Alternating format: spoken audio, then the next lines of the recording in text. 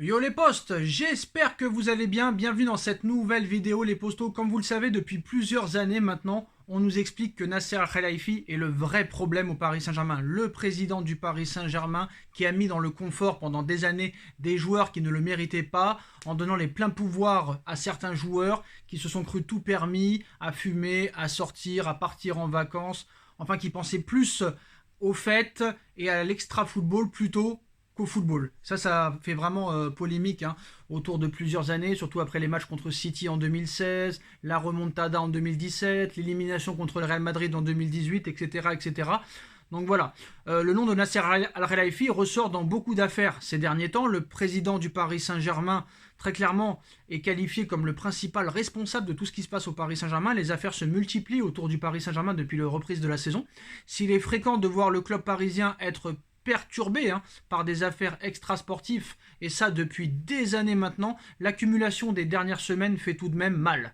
Entre l'affaire du chantage sur fond de corruption et de vie privée, les policiers qui oublient de démissionner quand ils travaillent pour le Paris Saint-Germain, des lobbyistes invités VIP accusés d'espionnage et de fraude, et bien évidemment l'armée numérique capable de viser les dirigeants ou joueurs parisiens, le nom de Nasser Al-Khelaifi revient très souvent dans des enquêtes de police. Pour le moment, à part le dossier Tayeb Benaderaman, où son implication est établie dans cette tentative de chantage dont il aurait été victime, le président du Paris Saint-Germain ne s'est jamais retrouvé accusé directement et officiellement, mais dans les colonnes de l'équipe, l'entourage de Nasser Al-Khelaifi a tenu à mettre les choses au clair, expliquant que le dirigeant qatari était totalement innocent dans cette affaire de chantage et d'emprisonnement violent au Qatar. Alors, les documents détenus ne sont liés qu'à la vie privée de Nasser Al-Khelaifi. Pendant des jours, nous avons entendu des conférences de presse farfelues et des tweets ridicules d'un faux avocat discrédité disant que les documents avaient des liens avec l'attribution de la Coupe du Monde au Qatar. Il y a des personnes inculpées aujourd'hui et ce n'est pas Nasser Al-Khelaifi, a souligné le clan du dirigeant parisien. Ce dernier n'est pas directement accusé et c'est un élément important selon le quotidien sportif.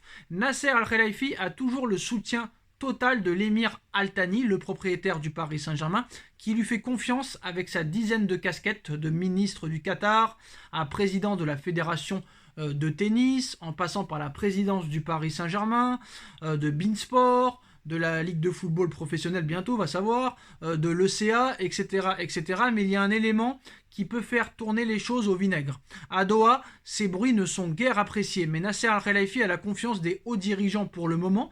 Toutefois, si son nom venait à sortir du chapeau comme celui d'un personnage, par exemple, au courant et à l'initiative de l'armée numérique servant à taper et à fracasser ses propres joueurs, enfin à taper sur ses propres joueurs, comme l'a expliqué Mediapart il y a quelques jours, son crédit serait alors largement critiqué, dépensé. Le doute serait en tout cas permis, pour la première fois en plus de 10 ans, permis sur le poste de Nasser Al-Khelaifi, à la plus haute fonction du Paris Saint-Germain, c'est-à-dire la présidence. La confiance reste de mise pour l'instant, pour le moment, mais le Qatar, qui tient à son image, serait tout de même attentif au développement de ces différentes affaires qui sont quasiment toutes concernées par une enquête de police pour le moment. Le Qatar qui tient à son image, vu comment ça se passe à la Coupe du Monde 2022, l'image du Qatar est déjà ternie, malheureusement, j'ai envie de te dire. Donc très clairement, c'est un peu compliqué de redorer le blason pour le Qatar. Moi honnêtement, j'ai toujours dit que Nasser Al-Khelaifi était un problème. De là à le virer, moi je pense qu'il faut juste le changer. Très clairement, le changer de poste.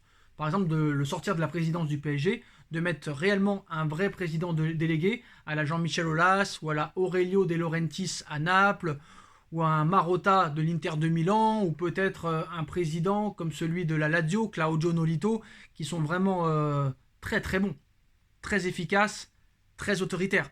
Ce n'est pas le cas de Nasser Al-Khelaifi. Ce n'est pas le cas. Et on sait que pour diriger ce club, il faut de la poigne, il faut de l'intelligence, il faut de l'orgueil, il faut une autorité. Est-ce que le prince Al Thani va pouvoir encore pendant plusieurs années continuer à soutenir Nasser Al-Khelaifi? Qu'est-ce qui va se passer si jamais le PSG se fait encore éliminer dès les huitièmes de finale de Ligue des Champions, voire même l'écart? Ça risque de poser problème. Imagine le PSG se fait encore éliminer par Manchester City, le rivaux, après 2016, après 2021, ça ferait tâche, très tâche une troisième fois. Donc voilà, est-ce que la révolution a vraiment été lancé cet été, après les propos de Nasser Al-Khelaifi qui disait c'est terminé les paillettes, c'est terminé la starification, plus aucun joueur ne sera au-dessus de l'équipe, du club. Nasser Al-Khelaifi avait aussi révélé, hein, avant la saison, qu'il avait fait des erreurs, qu'il y avait des joueurs qui avaient été trop dans le confort. Il a piqué un petit peu Neymar en disant que voilà, on ne peut pas dire que Neymar fera partie du projet officiellement, même si à l'arrivée il est resté. C'est bien, ça progresse doucement mais sûrement, mais c'est pas encore la révolution tant attendue. Pour moi, Luis Campos n'est pas l'homme de la situation, encore moins Antero Henrique, encore moins Nasser Al-Khelaifi. Très clairement, ça pose problème. Regardez tous les vainqueurs derniers de Ligue des Champions. Le Real Madrid, Florentino Pérez, 2016, 2017, 2018, 2022, 2014 et toutes celles avant. Florentino Pérez, on va pas refaire son CV, on le connaît par cœur. Liverpool, très clairement, là-bas il y a toujours eu une infrastructure, un organigramme incroyable. On se rappelle à l'époque du Barça aussi quand il est gagné, les Ligues des Champions. À un moment donné, si tu n'as pas un organigramme puissant, tu peux avoir tous les meilleurs joueurs sur le terrain, du gardien à la défense centrale, aux ailiers, au milieu de terrain, en attaque. Très clairement, voilà. Par exemple, pas besoin d'être directeur sportif pour savoir que le PSG doit évoluer avec un milieu relayeur pour que Hakimi soit au top de sa forme, au top de son niveau. Et ça, personne ne le voit. Ni Galtier, ni Campos, ni Enrique, excusez-moi, ni Nasser. Donc il y a un vrai problème. Il y a un vrai problème au Paris Saint-Germain d'organigramme, de stratège, de gestion, d'autorité, d'intelligence footballistique. Très clairement. Pour moi, Nasser Al-Khelaifi, avec tout le respect que j'ai pour lui, il a fait des choses magnifiques pour le Paris Saint-Germain, mais en termes de marketing seulement. En termes sportifs, d'accord, tu as retrouvé le pouvoir en France, mais pas encore en Europe. Et ça fait quand même, maintenant, 11 ans que le PSG est là. Et il voulait la gagner en 5 ans, faut pas l'oublier. Mais le PSG a fait tout à l'envers, très clairement.